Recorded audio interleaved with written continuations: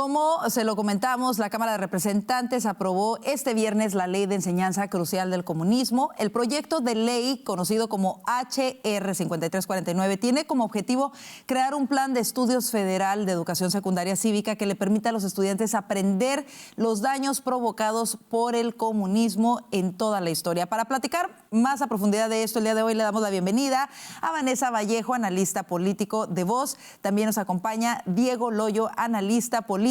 Bienvenidos, feliz viernes. Y bueno, vamos con esta noticia. Esta ley es una victoria para la representante María Elvira Salazar, quien explicó que la ley, en esta ley y en toda la explicación que ella da, comparte que más de 100 millones de personas han muerto a causa del comunismo.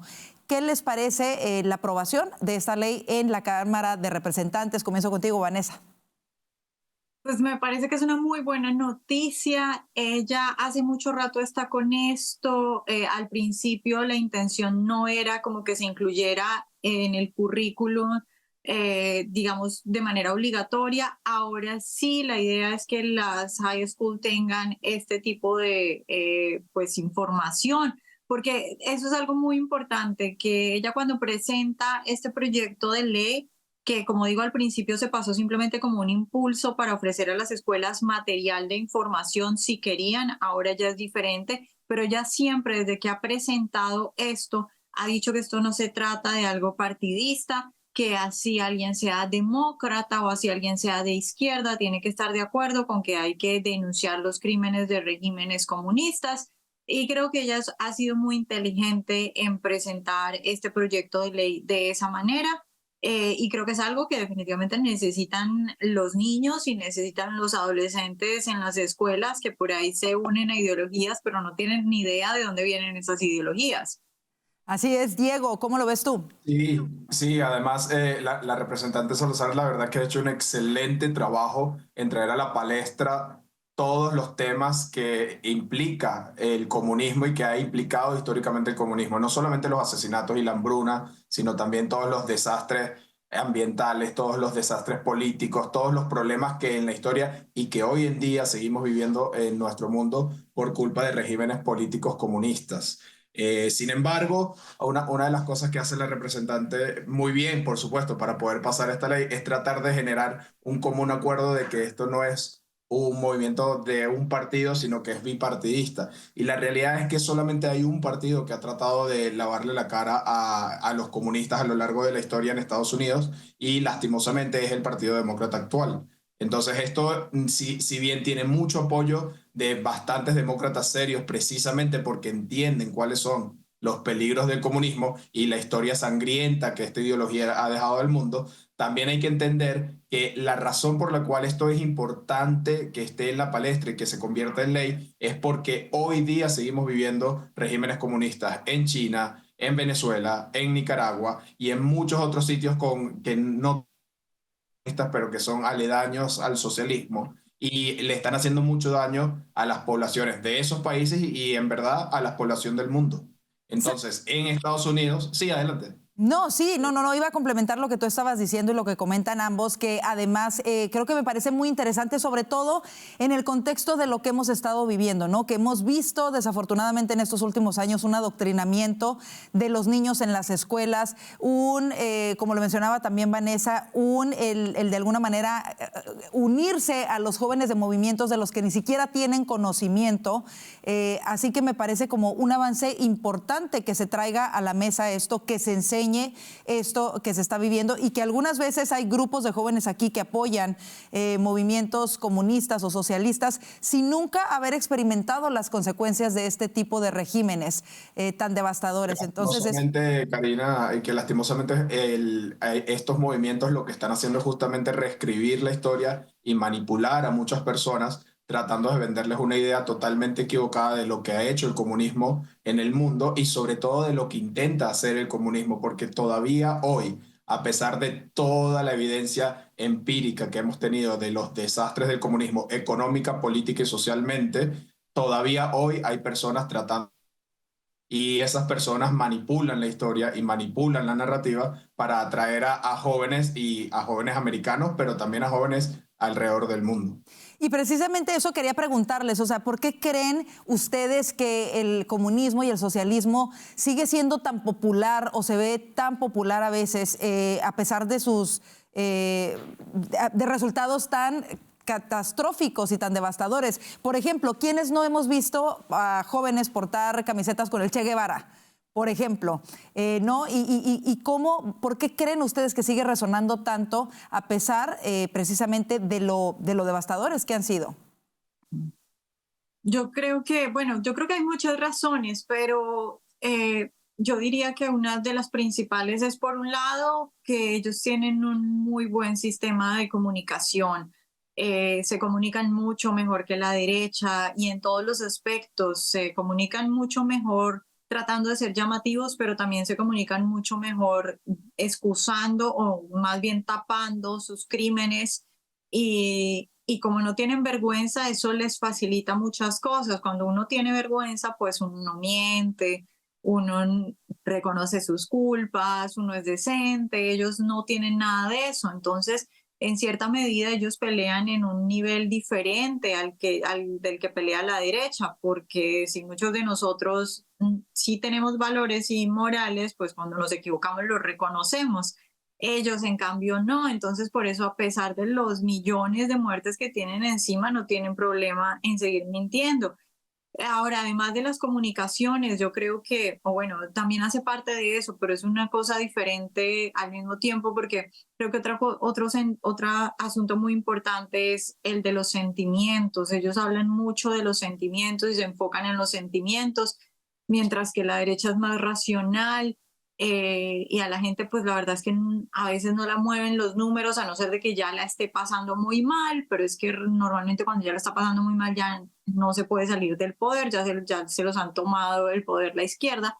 Pero entonces creo que ese hablar de sentimientos constantemente también es una de las cosas que hace que todavía sigan teniendo... Sí, que sea popular. Y rápidamente antes de pasar al siguiente tema, te preguntaría ya a ti, Diego, ¿cómo ves que va a cambiar precisamente la percepción del socialismo y del comunismo teniendo como secretario de Estado a Marco Rubio? Yo creo que el nombramiento de Marco Rubio ha sido excepcional para un tema geopolítico. Sabemos que Marco Rubio no es amigo de los regímenes de Venezuela, Cuba y Nicaragua, y no es amigo del régimen de Irán, que son algunos de los principales promotores del socialismo y el comunismo en el mundo y en Estados Unidos, porque estos regímenes financian movimientos y apoyan movimientos dentro de Estados Unidos que tratan de justamente esparcir las ideas del socialismo y el comunismo. Sin embargo, yo creo que el rol de Marco Rubio es ese, es un rol geopolítico en el cual él tiene que lidiar con estos regímenes alrededor del mundo y hay otras personas que tienen que tomar roles importantes culturales, roles importantes en los medios y dar justamente esa batalla cultural, no desde el punto de vista nada más de ideas o de sentimientos o de canciones, sino desde el punto de vista de realmente hacerse cargo de educar y demostrarle a las personas no solo los males del comunismo, sino las grandes virtudes que un sistema de libertades te puede permitir y que por algo las naciones más ricas y prósperas en el mundo han sido naciones que se han creado en libertad y en Occidente en contra de los ideales del socialismo y el comunismo. Así es, y es que ¿saben qué? Creo que parte del grave problema que tenemos es que a lo malo se le llama bueno y a lo bueno se le llama malo, y quienes no lo conocen a profundidad se confunden, y eso nos da pie a este segundo tema, en donde vamos a hablar del expresidente Barack Obama, quien no había aparecido desde la arrolladora derrota de Kamala Harris en las elecciones de noviembre. Bueno, el día de ayer apareció en un evento en Chicago en donde dijo que los republicanos son los que manipulan las elecciones y utilizan al sistema judicial como arma. Ahora, ¿no es paradójico que una vez que ha ganado Donald Trump las elecciones, la mayoría de los casos en su contra han sido o puestos en pausa o desestimados? Y justo Donald Trump lo dijo, lo vimos, no sé cuántas acusaciones, ya no recuerdo ni siquiera la cantidad, pero decenas de cargos fueron presentados en contra de Donald Trump, de asesores de Donald Trump. Uno de ellos, por ejemplo, Peter Navarro, a quien se le encarceló por 4 meses por no presentarse a declarar ante el Congreso, una acción que no se tomaba en más de 4 décadas en contra de alguna persona que no haya ido a declarar al Congreso. Pero aparece Obama y entonces dice que son los republicanos los que utilizan el Departamento de Justicia como arma y los que alteran de alguna manera las elecciones. ¿Qué les parecen estas declaraciones, Diego, Vanessa?